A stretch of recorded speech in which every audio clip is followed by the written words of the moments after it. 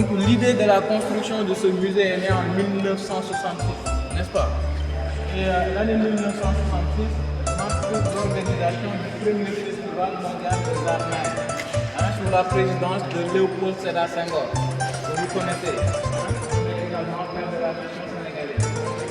Mais il faut aussi comprendre que bien avant 1966, il y avait ce qu'on appelait le congrès des écrivains et artistes. Le congrès des écrivains et artistes noirs qui s'était réuni à Paris en 1956. Et ce même congrès va également se réunir en 1959 à Rome. N'est-ce pas? Et donc, au moment de ces deux congrès, on parlait déjà de l'idée de mettre en place ce qu'on appelle un musée des civilisations noires. N'est-ce pas? Et donc, l'idée véritable va naître à partir de 1968 avec l'organisation du premier festival mondial des arts. Et après le départ de Léopold Sédar Senghor du pouvoir, donc Abdou Diouf va arriver au pouvoir, qui est donc un locatoire également, n'est-ce pas? Abdou Diouf qui arrive au pouvoir à partir de 81, n'est-ce pas? Janvier 81. Et donc, son arrivée au pouvoir va correspondre avec ce qu'on appelle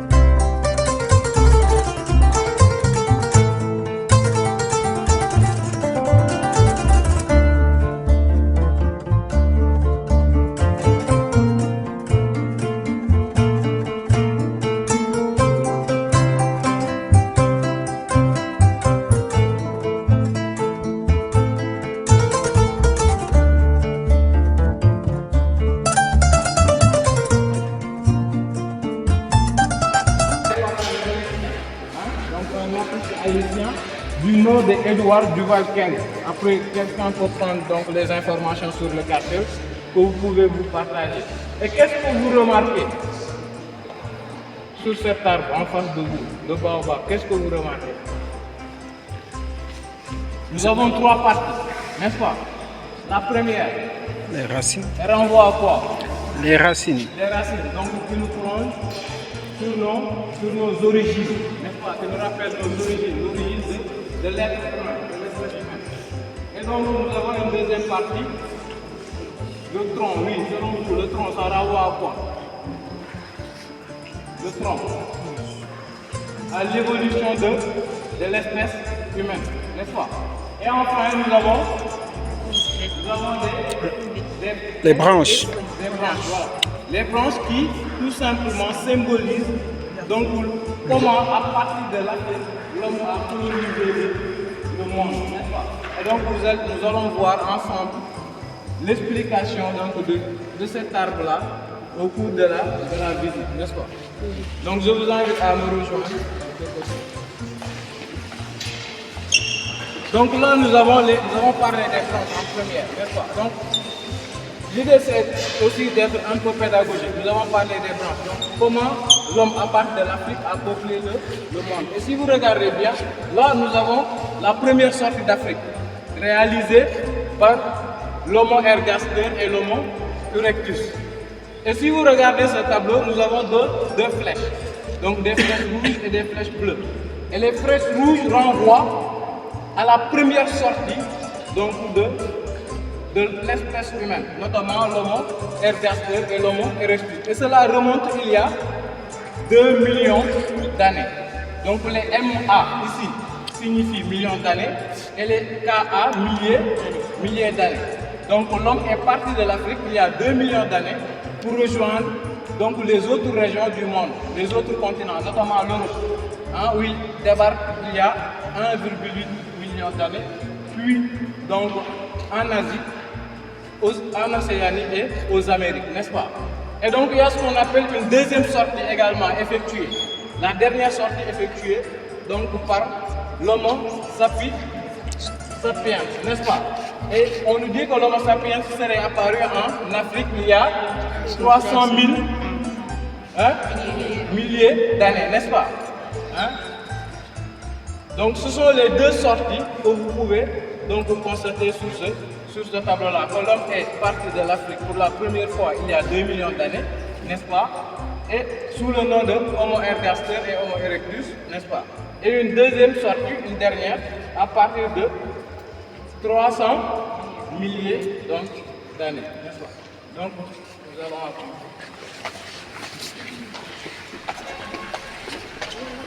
Et après ces deux premières sortes effectuées donc par l'homme à partir de l'Afrique, nous arrivons là sur ce tableau. Comme vous le voyez, les archétypes dessinés. Et ce tableau symbolise tout simplement ce qu'on appelle une sorte d'arbre généalogique. Comme vous regardez, il y a les différentes espèces qui sont matérialisées sur ce tableau. Là, nous avons par exemple les Ardipithecus, n'est-ce pas, que vous voyez là, 5,6 millions d'années, 5,54 millions d'années. Et là, on a le genre Australopithecus, n'est-ce pas? Puis le genre Homo, avec Homo habilis, Homo ergaster, que nous venons juste de rappeler. Homo sapiens sapiens, n'est-ce pas? Et là, vous avez quoi? Là, on a Toumaï, n'est-ce pas? Toumaï qui fait partie de cette espèce-là, le Sahelanthropus tchadiensis, parce que tout simplement ce crâne a été découvert au Tchad, n'est-ce pas? Par une équipe franco-tchadienne, dirigée donc par Michel Brunet. Et ce crâne a été découvert en 2001, n'est-ce pas, au Tchad. Et il est daté il y a 6 à 7 millions d'années. Ce qui fait que Toumaï est considéré comme étant l'ancêtre de l'humanité, n'est-ce pas? C'est notre ancêtre à nous tous, à vous, à moi et à nous tous, n'est-ce pas? Donc, et Toumaï signifie en langue tchadienne espoir de vie. Et comme vous le voyez sur ces images-là, donc c'est l'habitat naturel dans lequel vivaient donc ces espèces-là, notamment Toumaï. Toumaï a été découvert en quelle année? Par qui? Comment? Il est daté il y a? Et on le considère comme étant? L'ancêtre de l'humanité. Donc vous suivez. Ok, on avance.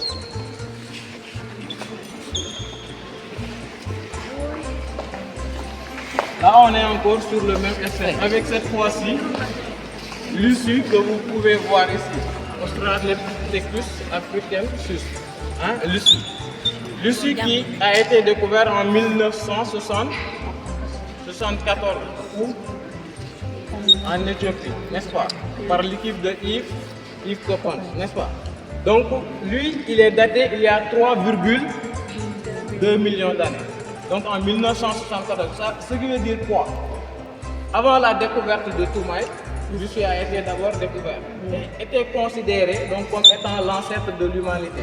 C'est en 2001 que Toumaï a été découvert et à partir de ce moment, donc, on considère que Toumaï fut donc l'ancêtre de l'humanité. Et là, on a également toujours le genre Australopithecus. Et ça, c'est l'enfant de Teuk, n'est-ce pas, qui a été découvert en Afrique du Sud. Comme vous le voyez, c'était une zone vraiment humide, n'est-ce pas? Et que donc ce crâne-là a été découvert avec le cerveau, n'est-ce pas? Et c'est pareil également pour Mythples qui a été découvert dans cette même zone. Et là, si vous regardez bien, on a mis les australopithèques et les paranthropes, n'est-ce pas? Donc c'est deux espèces qui sont différentes. Et si vous regardez, il y a également une différence au niveau de la crâne, n'est-ce pas? Au niveau du crâne, excusez-moi. Et donc là, on voit qu'il y a des crêpes, n'est-ce pas? Et là, ce n'est pas le cas, n'est-ce pas? Donc ce qui veut dire que donc, ces deux espèces ont cohabité ensemble. Et il y a deux thèses qui soutiennent, dont l'une soutient que ces espèces-là n'ont pas vécu longtemps parce que tout simplement le climat ne leur a pas été favorable. Et une autre thèse qui dit qu'il se pourrait que les australopithèques étaient beaucoup plus puissants et donc ont éliminé ces espèces-là, n'est-ce pas? Et qu'est-ce que vous remarquez par exemple sur les restes de Toumaï? Brûler. Qu'est-ce que vous remarquez?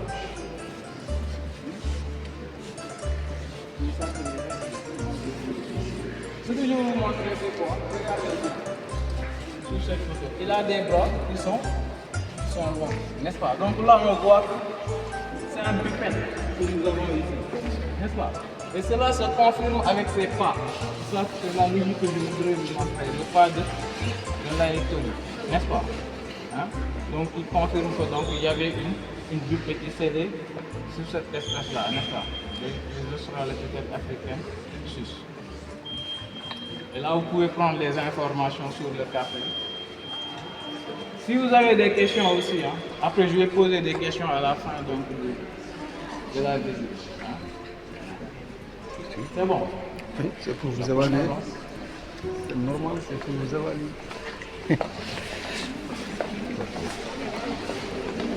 Vous prenez comme limite de vous mettez derrière l'écran. Et là, on a le genre Homo, hein? N'est-ce pas? On a le genre Homo, notamment l'Homo habilis. Et qu'est-ce que vous entendez par Homo habilis? L'homme est devenu habile. Pas encore. Redressé. Il est devenu habile, mais pas encore sédentaire. L'homme est devenu habile. Ça veut dire que l'homme va commencer là à faire quoi? Regardez bien.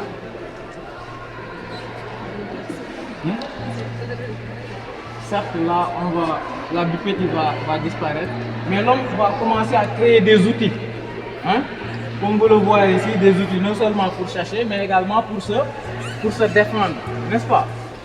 Et donc là, on a le genre Homo habilis. Et là, comme vous le voyez sur cet squelette, contrairement à l'issue, on a une espèce qui est tout à fait droite, n'est-ce pas? Hein?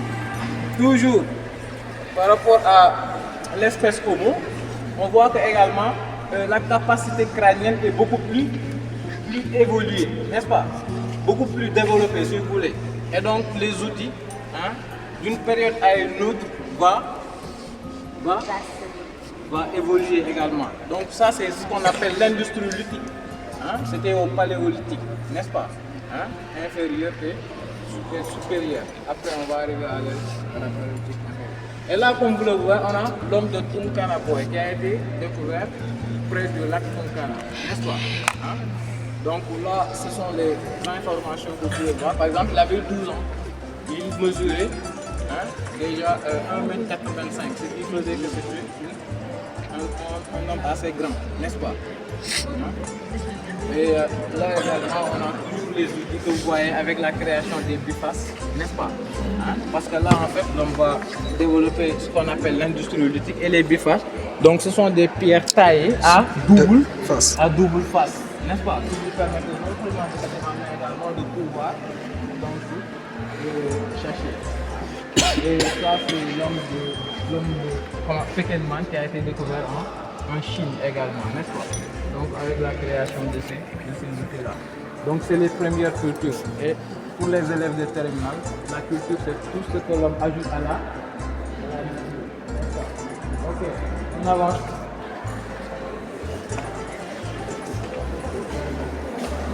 Là on arrive vers l'homme moderne, n'est-ce pas? Hein? L'homme moderne qui renvoie au paléolithique moyen, comme vous le voyez. Donc là, on a le Djebel Ourou. Ce crâne a été découvert au Maroc, n'est-ce pas? Et il est daté il y a 315 000 ans, n'est-ce pas? Et le crâne de Djebel Ourou est là-bas, si vous regardez derrière. Là, on parle des sorties, première et deuxième sortie. Et l'Homo pubis également archaïque, donc il est un ancêtre de l'Homo sapiens. L'homme de la Parésie, découvert également en France, n'est-ce pas? Et ce crâne-là, que vous voyez, c'est l'Homo sénégalensis, hein, qui a été découvert dans la région de Fatick, n'est-ce pas, dans les îles du Saloum, dans un site archéologique qu'on appelle le Djurom, comme vous le voyez, Boumak. Hein? Donc il a été découvert ici au Sénégal. Et regardez bien au niveau des outils, l'industrie lithique ici, il est encore beaucoup plus développé parce que là on assiste à des outils beaucoup plus fins. Hein? Donc parce que à cette période également, l'homme va découvrir ce qu'on appelle le feu. Hein? Parce qu'il va commencer à partir de ce moment à cuire ses aliments, ce qui va donc forcément générer des protéines. Et cela va agir donc du niveau du point de vue donc de sa réflexion. Voilà. Donc on avance. Et là c'est l'Homo sapiens, hein? Notre ancêtre à nous tous. Et ce qu'on veut vous montrer, c'est que nous sommes tous donc des Homo sapiens. Voilà.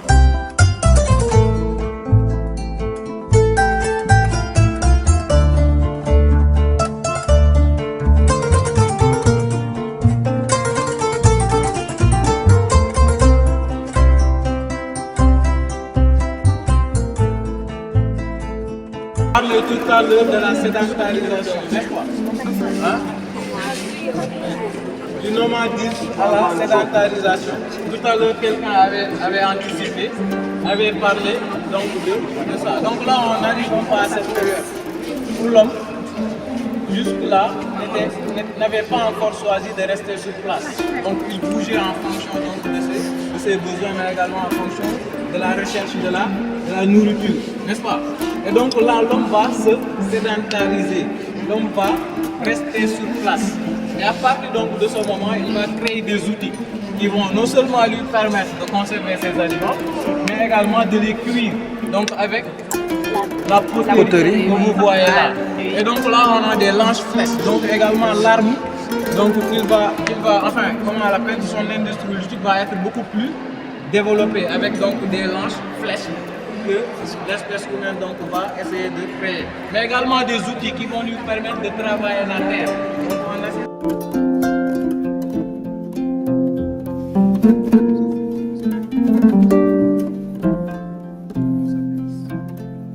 Bonjour les gens sapiens.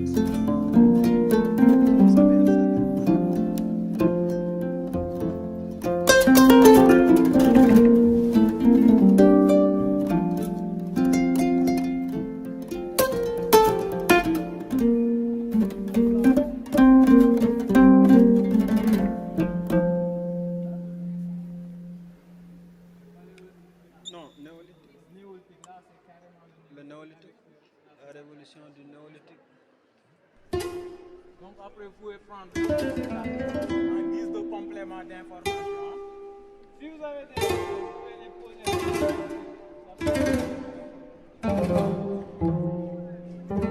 Et donc, on va voir là. La rupeste, hein?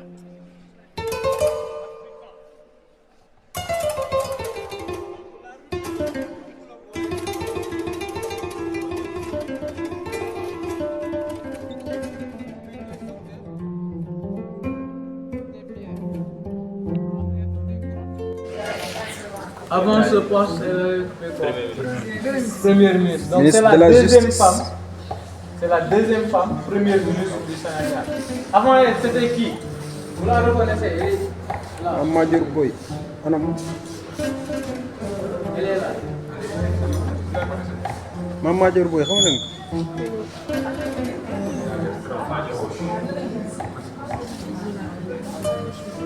Elle est là.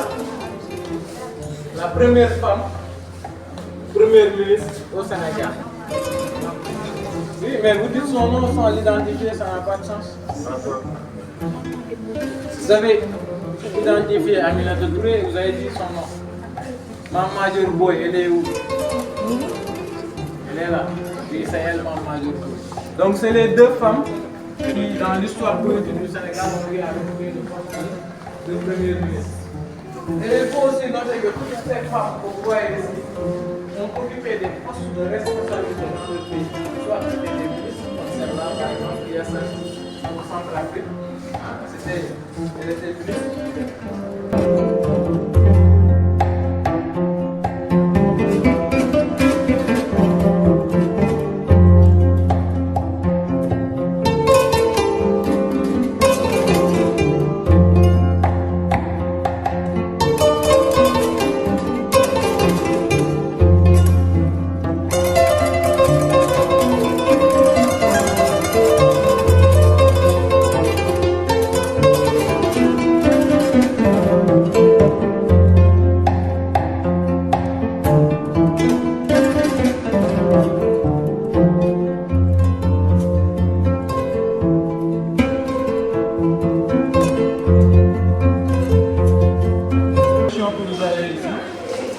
regardez bien, nous avons des masques. Hein? Donc, des masques qui sont carrément différents. Et donc, cela aussi montre que cette différence existe également du point de vue des origines. Ça veut dire que les masques viennent des pays différents. Certains nous viennent du Sénégal, d'autres de la Nouvelle-Guinée, d'autres du Brésil et d'autres des masques donc précoloniales. Il y a eu des femmes également qui se sont battues pour se libérer de l'oppression, n'est-ce pas? Hein? On peut voir qui ici? Oui, allez, dites-moi, qu'est-ce que vous voulez dire? La dame de Cabrousse, oui, qu'est-ce qu'elle a fait?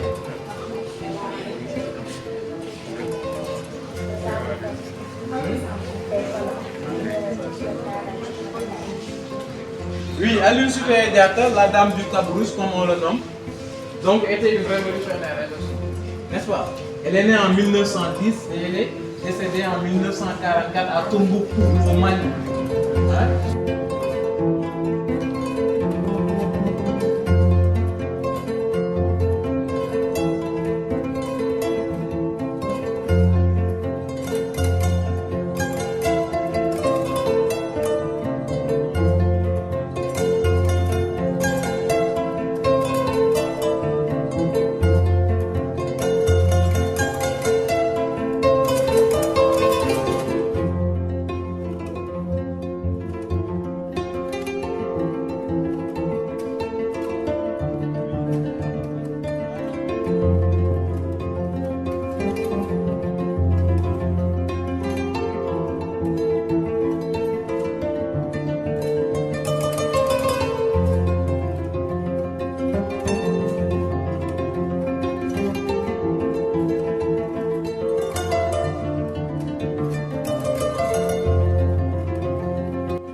Vous intéresser à cette exposition. Elle est importante quoi? Parce que là on essaie de montrer un peu le leadership féminin. Et donc le fait de venir au musée des civilisations, il ne faut pas vous dire que vous venez juste voir des expositions. Donc c'est une visite pédagogique et elle doit être inspirante. À la sortie de cette visite, au moins vous devrez essayer de gagner quelque chose. Ou soit de dire qu'on va s'inspirer de ces dames-là pour un jour au moins être député pour représenter votre région, Louga ou autre chose. N'est-ce pas? Et celle-là, c'est Ellen Johnson. Naturellement, vous devrez la connaître. Elle était présidente du Libéria. Hein? Ellen Johnson. Catherine Samba Panza, République centrafricaine. Elle était également présidente, n'est-ce pas? Et là, on a Joshi Banda également, hein? Qui était présidente. Et celle-là, elle fut présidente de l'île Maurice. Et elles sont toutes vivantes, hein? Comme vous le voyez. Elles sont toutes en vie. Elles sont tous issues de la même génération. Pour la plupart, elles sont nées dans les années 50, n'est-ce pas? Hein?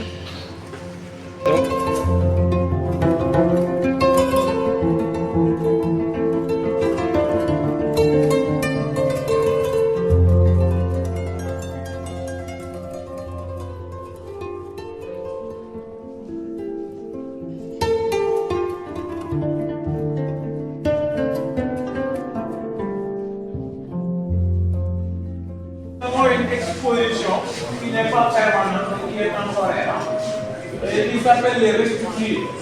Hein? En Wolof, des